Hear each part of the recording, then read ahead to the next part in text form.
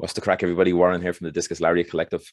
Today I'm joined by Glenn, and just because it's WrestleMania week, we are going to talk about our top five WrestleMania kind of wholesome, feel good kind of moments, just to kind of get into the spirit of WrestleMania, especially with the likes of, say, Austin coming back, stuff like that, like a bit of nostalgia. Taker going into the Hall of Fame this year as well. So, I mean, let's put on them rose tinted goggles and take a trip down memory lane. But before we get into it, though, if you're watching this on YouTube, drop a subscription to the channel. It's been a while since we actually uploaded anything, so why not? We'll try to get a few more bits out as well this WrestleMania week. On Twitter, the Discus Lariat, and Instagram, Discus Lariat Collective.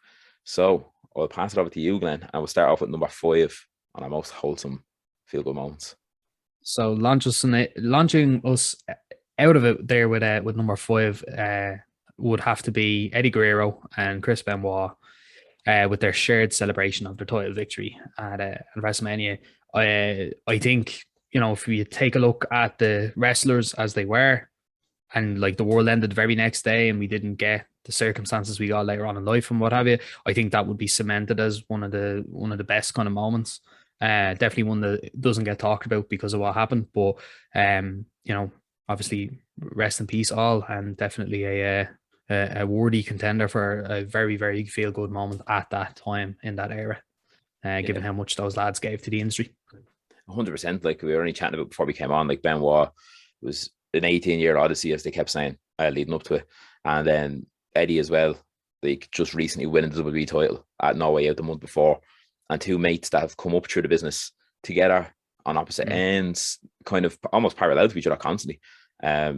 And they were literally as close as brothers. So it was like a really good raw emotion kind of moment. And like obviously, as you said, if the world ended the day after, it would have been perfect. Obviously, whatever happened. But yeah, just what a moment. Like looking back on it now, it's crazy. Like we also need to call a spade a spade. They completely reutilized that entire build-up / storyline / Triple H and Shawn Michaels' big feud energy, former partners. Like, let's be honest, where did we see that one again? Not for a long time, but where did we see that one again? Where the technician uses the label lock and the diving headbutt as a specialer. Yeah. Bang on 10 years after, pretty much. Yeah. On to you for number 4, though. Yeah, so number 4, we decided on brother versus brother, Bret versus Shawn, WrestleMania 10, I believe. The reason why. Shawn? Oh, Jesus, I say Bret versus Shawn, did I? Yeah. Gas. That's the Michaels mark of me coming out. That's what that is. I wouldn't even mind. We were talking about Bret and Shawn earlier about the world title win, the boyhood dream. But no, that's just me. Pure bias, pure Shawn Michaels bias. Every time I think of Bret, I think of Shawn. Bret versus Owen, brother versus brother, WrestleMania 10. Wholesome kind of moment, just because it's brother versus brother. We were only saying as well, it feels like matches like this, if it's tag team partners, if it's brothers, relations, anything like that, friends, it always feels like the match works better. There's like a natural chemistry to it. And I think with Bret and Owen, and you said Shawn again. There we go. It's always just baited Bret, man. Baited Bret. Yeah. With Bret and Owen, it was a clinic. It was one of, if not the best, opening matches to a WrestleMania card. And I was only saying to Glenn there before we came on, it felt like the little brother trying to get one up on the big brother constantly throughout it, whether it was through the match or like in kayfabe or not. Like I was saying, I've seen a GIF before, and Owen has Bret on the ground in like an arm wringer, and he's like, Bret's selling. He's like, oh, Jesus, whatever. And then Owen like boot washes him just to get a reaction out of Bret, just to get a rise. And Bret just turned around and he like points. He's like, don't. And you can see his mouth like mouthing don't. And it's just the funniest thing because like Owen's just kind of laughing to himself and then he just wrenches it in again. So it's great to watch even nowadays. And obviously Owen's not here anymore and Bret's long retired, but it still stands up to this day. Just didn't obviously Hart go on to pull double duty and all, so he was like mad busy that night as well. Like, so it shows the heart and the character, and definitely in hindsight of all the events we got, definitely stacks up as a top feel good moment for sure. Yeah. And do you want to take number 3 then? Yeah, so this one hits different. I was only rewatching this recently. So it's a post-match conclusion to Macho Man Randy Savage and Ultimate Warrior's match at WrestleMania 7, where obviously Macho Man had been Macho King. He'd been on a fantastic heel run. It was going to become a career ender match, like what we've seen a couple of times since. And yeah, in the conclusion where he's getting the shit and the piss kicked out of him by your one, Elizabeth strolls over the barricade, right on down, grabs her by the hair, tosses her out of the ring, and then we get the real Macho Man embracing Miss Elizabeth in what caused the crowd, commentators, and I'm sure the production crew in the back to absolutely stream tears down the face of pure just happiness, happy emotions at the reuniting of the two. Probably one of the best power couples that have ever existed in wrestling. So yeah, just like even talking about it puts a smile on my face. Super fucking wholesome. Didn't need like a belt. Didn't need like, you know, not being bad, but other people's top 5 feel good lists have a load of dead people on them, I'm sure. It didn't need those for the time that it was at the time it was, which is obviously decades ago. You know, which is, I think it's just a lovely moment. Yeah, Was, yeah. And I think as well, like with the likes of Macho Man and Elizabeth, they felt like two peas in a pod for so long. Do you know what I mean? And then, as you said, like I think it was Sherry, wasn't it, who was battering Macho Man and stuff. And I suppose like I didn't watch the lead up to it. You know what I mean? I watched that pay-per-view, but I've never obviously gone back and watched, say, the weeks leading up to it. So I don't know if Elizabeth was even involved or not, but it was just, it felt so, I need to help him. You know what I mean? It just felt proper real, like, and that's what you want, I suppose, as a wrestling fan, especially on the biggest stage. Yeah. I mean, yeah. On to you for number 2, though. Yeah, I'll jump on to number 2. So number 2, we'll go with a more recent one, and it has to be Kofi Mania. This is kind of close enough along the lines of, say, when we were saying about Benoit's 18-year odyssey, and was it Eddie Guerrero fighting his way up all the way, like through his, whether he had like his addictions and he got sacked and he got rehired and eventually won the big one off Lesnar and stuff like that. It kind of feels like that because Kofi's been in WWE for years. I think 2006 or 7. I can't remember what year, but I think it's around that time. And he obviously never really got a shot at the big one. Predominantly like mid card for a while. He had obviously the feud with Orton, I remember, a few years back, and that was kind of, I suppose it could have been like a litmus test to see where he could go, main event was, and it never really fully panned out. Plus he did have that couple of blunders in the match with Orton that caused Orton to just blow his lid at him, like, so. True. I definitely think that put him to the back of the queue a little bit. I'd say it did, yeah. And the likes of, like, especially when like you're a young guy, you're only coming into it, and they give you that kind of feud with Orton. It'd be nerve-wracking, I'd say, because Orton obviously was always a bit full of himself, and rightly so. He's like a gifted wrestler, like, do you know what I mean? And I think if you fuck up against Orton, it's very rare that you might even get another shot. Do you know what I mean? It's like if you fucked up against Triple H almost. It'd be very rare you'd get another shot. So I think fair play to Kofi. He put his head down and he worked what he was given every time. You could have put him in 3MB, say, and he still would have done what you had to do. Do you know what I mean? To get that over and do his part. He was a tag team champ with Evan Bourne, multiple time fucking mid card belt holder as well. You know, obviously with, Punk as well, actually. Yeah, like catching the stride in the New Day, I think, was the kind of the first stages of him leveling up a little bit. And bearing in mind, like when him, Xavier, and Big E were making the New Day popular, it was because the face run failed and they were heels. They were getting decimated by the likes of Lesnar and stuff. Like, in fact, I'm fairly certain, if I remember rightly, Kofi, in what was supposed to be Kofi v Lesnar, ended up being Kofi plus the rest of the New Day v Lesnar in Japan, of all places, and Lesnar dominated the three of them. You know, like, obviously, look, we know how his title round ended or whatever, which was again with Lesnar, but like all of his whole career, he had such tough contendership for popularity and the title. And if we're getting into it, like, he's probably the first real, like, African born at least, champion, which is just hugely significant because, like, you know, there's obviously that thing with like the second, third, and fourth generation Samoan dynasty wrestlers and stuff having a mix, but also a much stronger pull. Like, this man had no pull. He had no pull in WWE. He wasn't Shawn Michaels. He wasn't Stone Cold. He wasn't any of those lads. And the person he was going up against, which I think is really important, really relevant to this list, was fucking Daniel Bryan. who was at the peak of his return from life-threatening injury. Yeah, crazy. Like it actually is. He genuinely put his head down, worked with everything, and as you said, he had no pull. He had to earn all that, and earn it he did. Like I remember seeing like going to a house show over here with Wayne it was, and we seen I think Kofi Kingston against like it might have been Dolph Ziggler or something like that, like an IC title match, and again like second or third match on the card. Yeah, he got his pops and he got like everyone was clapping along to it. Remember he used to do the boom boom that yoke kind of leg drop. Boom, boom. Yeah, stuff like that. And like you could see there's always been a buzz around him, but he never felt like he was going to be a top guy. So I think that moment at WrestleMania when he beats Daniel Bryan, he wins the title. I think it was a perfect full circle moment for Kofi. Do you know what I mean? It's one of them things where when that happens and it falls nicely like that, you could retire tomorrow. And it's the definition of doing it all, one it all. Do you know what I mean? And the New Day embracing him as well in the ring, like that was deadly.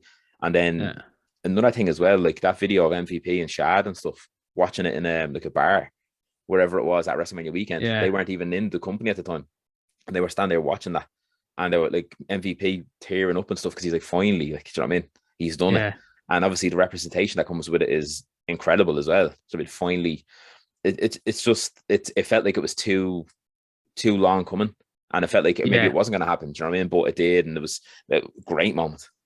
Like we said, if the WWE belt is quote unquote the big one, it's typically been reserved for their prototypical Cena Orton champions. Edge to a slightly lesser extent. They usually put the world heavyweight or now the universal title on. Like we saw them give it to Mark Henry, we saw it give them to loads of different people. So I think as far as representation goes, Kofi was the first real, African-born WWE champion. I think that's huge for representation because it changes the narrative completely. There's no longer an impossible cap or ceiling put above anyone based on their ethnicity. Like it's completely smashed, completely eroded, and sky's the limit for anyone now. Yeah, 100%. No matter where they're born, Yeah, 100%. And then the only thing that would kind of, I suppose, pip that to the post would be number one on the list, which is the miracle on Bourbon Street, as they call it. Daniel Bryan winning the World Heavyweight Championship and the WWE title, the both titles or whatever, to become the undisputed world champ. This has like obviously a lot of moving parts, and we were only saying before we came on, when you step back and look at it, the booking leading up to it, obviously, just in general, before you get into booking, Daniel Bryan, the yes movement and all that, the most natural rise to something that transcends wrestling. It's probably the biggest kind of thing, genuine, what would you say, genuine build? Organic build since probably like Austin 316, that kind of thing, where it's out of WWE, the what chance, this, that, and the other. You can hear that fucking everywhere nowadays, do you know what I mean? And just the same with yes, the whole yes chant. As we said before we came on, American footballers were doing it. Normal footballers were doing it. Athletes, people at the Olympics were doing it. Do you know what I mean? It's and people always forget this really common fact, right? The modern era is the hardest era to get over in, because unless you're a heel who turns badass, who then turns face, it's exceptionally hard to be an organic face in today's era. So people always forget this. Austin had the help of having really good heels like Shawn Michaels and all that, but he also had really good kind of co-stars, if you want to call them that. Like, think about who Austin worked with for 5 or so years. Like you had Triple H, Mankind, Rock, Austin, Taker. You had the best era of any era in wrestling, potentially, if you're going to rank them all. Bryan, I wouldn't necessarily say had that. He had the tail end of this probably second best era, but like he had to fight all three lads in 2 separate matches of Evolution, right? When the booking was against them, like think about it. People think that was just a WrestleMania thing. That goes way before WrestleMania. That goes back to SummerSlam. Yeah. That goes to them trying to put his momentum to dust with Bray Wyatt. Yeah. With some janky feud booking and some poor writing. But like, it continues to go back further than that. Like he lost to Sheamus. He was put in Team Hell No. His whole yes, no thing stemmed from his world title run up well past that. So like he had this organic build that was years in the making. They capitalized on it, Hijack Raw and a couple other bits like that. But he was put into the slot that CM Punk was supposed to go into, and then it was supposed to stop at Triple H. Yeah, it wasn't supposed to keep going. Yeah, that's our roadblock. Yeah. Exactly. Yeah. But the fans stepped in, man. That's what I mean. It's honestly it's crazy. Like just go back and watch them few months leading up to it. It feels like he's not supposed to win that championship. Do you know what I mean? And obviously he should. The man should be a multi-time world champ. He should be in every Hall of Fame. He's probably the best wrestler going. Do you know what I mean? But it's one of them things. It's like, oh well, I don't like it, and that could come from obviously the big bosses, the likes of Vince. Yeah. And obviously, remember he was sacked and all during the Nexus thing years ago. Do you know what I mean? For Yeah. choking fucking Justin Roberts with a Just Robert Twist toy. toy. Stuff like that. Like it's crazy, but that like he did always kind of push the boundaries in terms of like people say you can't kill a bad thing. The same goes for a good thing, a really good thing, and you couldn't Yeah. stop it. It doesn't matter No. how many people you could put Taker in front of him at WrestleMania, and it sounds crazy to say, but it feels like even if he lost to Taker at WrestleMania, he'd come out the top guy. Do you know what I mean? Or Yeah. he could be Taker at WrestleMania, and nobody bat an eye to be like, yeah, it's Daniel fucking Bryan. Do you know what I mean? It's just one of them things. If It just felt so big. if like Orton had lost an elimination chamber to Taker that same year, and they decided that it was going to need to be Daniel Bryan fighting Triple H, followed by Batista, followed by, you know, all of this, and then fight fucking Batista and Taker in the triple, like it wouldn't have mattered. The fans had taken over at this point, and it was, I think it was an important turning point because other than the disruption that was caused in 2011 by the likes of CM Punk, we hadn't had a lot of status quo disruption to, you know, Cena and Orton since like '08, because those were the top contenders for the belts. Like I know Lesnar had like his mediocre initial run, but like there wasn't anyone in the title picture really, and there definitely wasn't anyone who they were relying on to say, right, here, put the company on your shoulders type of thing. Yeah, go and run with it. Yeah, it did. Like Orton didn't matter. Like Batista returned and it didn't fucking matter. Like that's huge. And then there's the real world implications. Like you were touching on it before with the charity work that they did. Yeah, yeah. So the likes of that's kind of the cherry on top, whatever, or the thing that makes it like whatever you think about, like, oh, this is a feel good, there's a wholesome moment. Imagine that amplified by 1,000. Do you know what I mean? Or in the words of Spinal Tap, this goes up to 11. That's what it was like. Do you know what I mean? Because you had Connor the Crusher, a Make-A-Wish kid, obviously terminally ill, stuff like that. It's sad, obviously. The whole Make-A-Wish thing is awfully sad. Even when they show like John Cena granted 500 wishes, it sounds horrible, but in the back of my head constantly is like, Jesus, that's 500 kids that are gone. Do you know what I mean? Because that's the whole idea of a Make-A-Wish is terminally ill people. They get to have that wish before obviously they're gone, and it's scary to think. Like, I mean, I hate thinking about it. But with the Conor Crusher thing, I remember like he had the whole thing with was it Daniel Bryan? He met him during Team Hell No or something like that, and it just became like a bond, which is like, you don't get me wrong, you see it a lot, but it was a super strong bond because it was like the kid was almost like on the same path as Daniel Bryan. I felt like, do you know what I mean? You can't stop this kid. He was just constantly fighting. Like, yeah, he was literally fighting, and it's amazing to think, like, you think of people who get sick nowadays. Someone say my age or your age, you could get sick, you go to the hospital, you could be brown bread tomorrow. People 10 times older as well. Then you look at kids who are the most vulnerable, and this kid just kept pushing the boat out. He was like, no, and he just kept fighting. And then Daniel Bryan, obviously being his favorite wrestler, they just became so close. And the WWE kind of brought him back. And I remember they did the whole Triple H thing where he pins Triple H in the ring and stuff like that. Yeah, and it just felt like he was part of that whole WWE family they go on about so much. But it genuinely felt like he was part of that family. The whole Connor's Cure thing, selling the bracelets, everyone, even when we went to WrestleMania 33, so it's 3 years after this, we went to WrestleMania. I bought a Connor's Cure bracelet. They were still selling. People were still wearing multiples of them. That's how big it was and how much he did. Connor the Crusher did. All three of us ended up wearing them home and all. Remember? Yeah. We did. Yeah, they had they were the ones that in the little alphabet blocks. That's them. Yeah, that's them. Yeah, still have mine. Yeah, same. Yeah, it's just crazy. Like, and then you look at, so he's on borrowed time, obviously, and then Daniel Bryan wins the big one while he's sitting ringside, Conor the Crusher.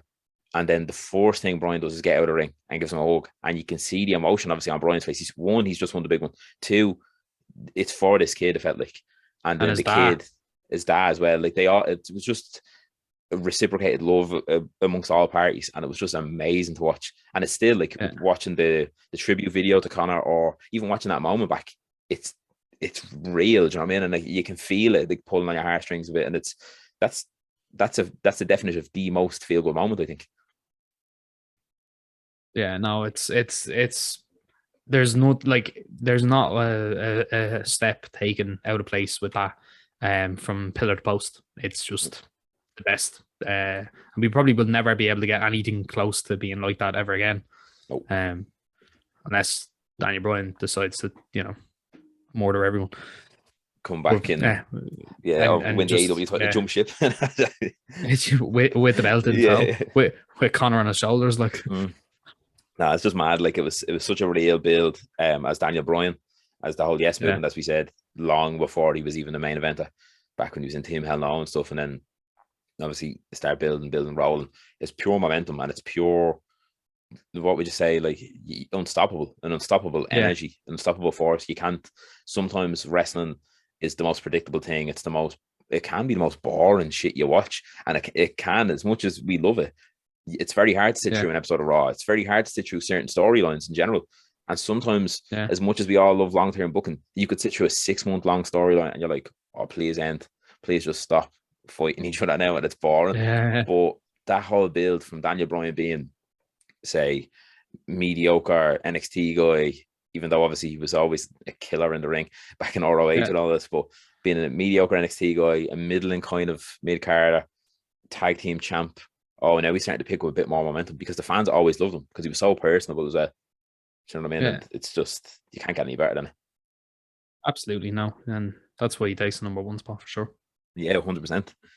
But so that was our top 5 WrestleMania like wholesome feel good moments.